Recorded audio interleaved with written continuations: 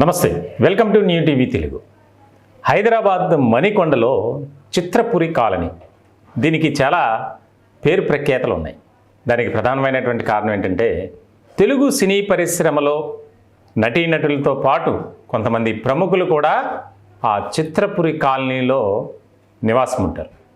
అయితే దీనికి సంబంధించి ఆ యొక్క కాలనీ డెవలప్మెంట్ యాక్టివిటీస్ అలాగే ఇతర అంశాలకు సంబంధించి ఒక కమిటీ కూడా ఉంటుంది. ఇప్పుడు ఇది మళ్ళీ తెర మీదకి వచ్చింది, చిత్రపురి కాలనీ. దానికి ప్రధానమైనటువంటి కారణం ఏంటంటే కోట్లాది రూపాయలు గోల్మాల్ అయ్యాయి అనే దాని మీద ఇప్పుడు ఒక పెద్ద చర్చ జరుగుతుంది. దానికి ప్రధానమైనటువంటి అంశం ఏంటంటే ఆ యొక్క చిత్రపురి కాలనీలో కొంతమంది ప్లాట్ల కేటాయింపు కోసం డబ్బులు కట్టారు. ఇలాంటిది అంటే నియమ నిబంధనలను అనుసరించే, కానీ అర్హులైన వారికి కాకుండా అనర్హులకి ఆ యొక్క ప్లాట్స్ కేటాయించారు. అర్హులైన వారి దగ్గర నుంచి డబ్బులు వసూలు చేసి కట్టించుకొని వాటిని తిరిగి ఇవ్వడంలో నిర్లక్ష్యం వహిస్తున్నారు అనే దాని మీద కేసు నమోదైంది. ఇప్పుడు తాజాగా ఒక వ్యక్తిని అరెస్ట్ చేశారు. ప్రధానంగా తెలుగు సినీ workers cooperative housing society limited అని ఒకటి ఉంది. దానికి అధ్యక్షులుగా వల్లభనేని అనిల్ కుమార్ వ్యవహరిస్తున్నారు. సభ్యులుగా పరుచూరి వెంకటేశ్వరరావు, వినోద్ బాల, చంద్రమధు, కాదాంబరి కిరణ్, మహానందరెడ్డి సభ్యులుగా ఉన్నారు. అయితే ఇదంతా related to film industry. So ఇలాంటి సందర్భంలో ఏదైతే ఈ యొక్క ఫ్లాట్స్ అంశంలో గోల్మాల్ జరిగిందని చెప్పి ఒక మహిళ ఫ్లాట్కి సంబంధించినటువంటి డబ్బులు కట్టినటువంటి తోట శ్రీపద్మ మాదాపూర్ పోలీస్ స్టేషన్లో ఫిర్యాదు చేశారు. ఫిర్యాదు చేయడంతో దాని మీద విచారణ జరిగింది.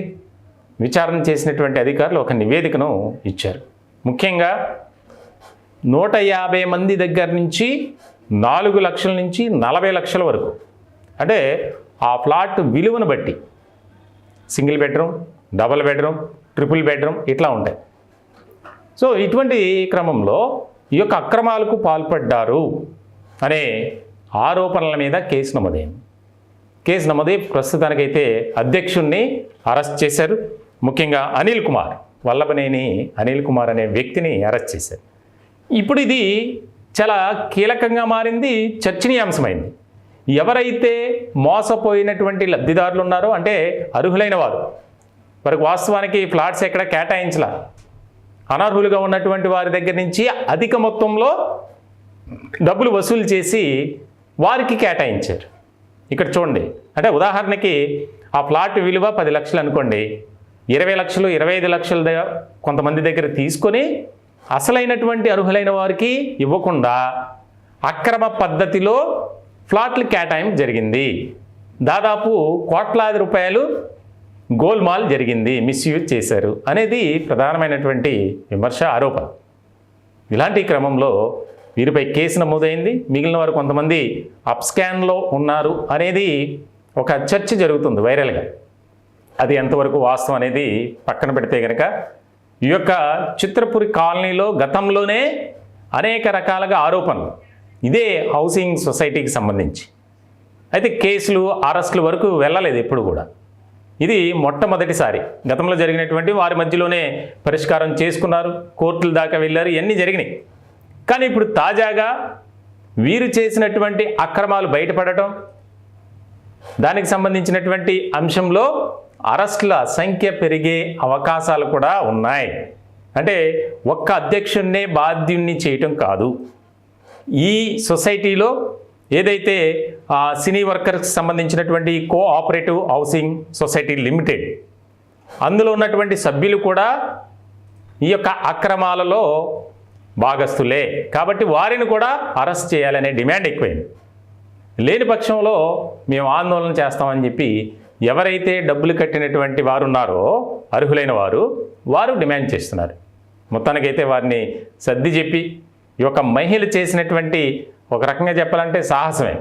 ఎన్నో సందర్భాల్లో టాక్స్ జరిగాయట, మీకు ఇచ్చేస్తాం, డబ్బులు ఇచ్చేస్తాం, లేదంటే ఫ్లాట్స్ కేటాయిస్తామని చెప్పి. ఎక్కడా కూడా ఆ పరిస్థితులు కనిపించలా. సో ఇలాంటి నేపథ్యంలో ఆ మహిళ కంప్లైంట్ ఇవ్వటం, ఆ మహిళను చూసి మరికొంతమంది పోలీసులను ఆశ్రయించారు.